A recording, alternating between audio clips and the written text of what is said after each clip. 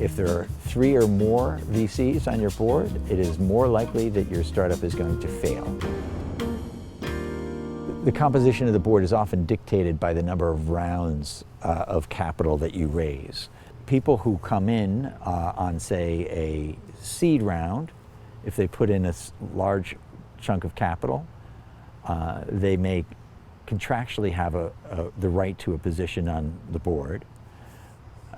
The people who then come in later on a Series A round, the lead investor will often take a position on the board, and sometimes if it's co-led, you could even see 2 positions come into a company at the Series A round.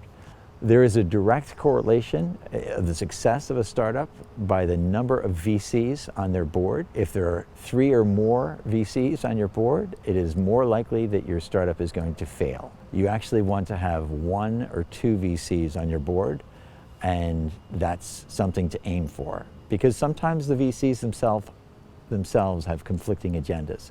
Sometimes the VCs are actually, some of them are looking to have this company grow to the moon, and they're willing to risk everything for the company to succeed, and sometimes the VCs are looking for a quick exit and a quick win, and sometimes the founders are looking for the one or the other.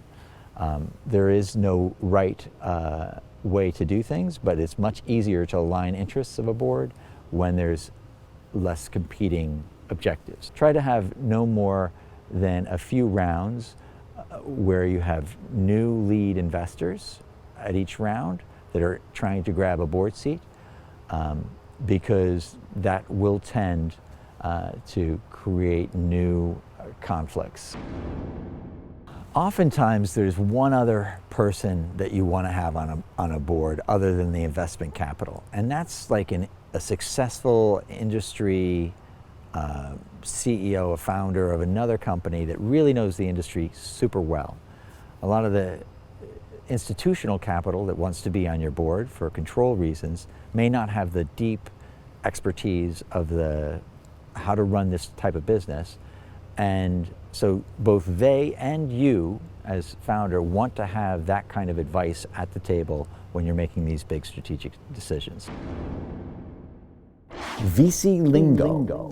Lingo.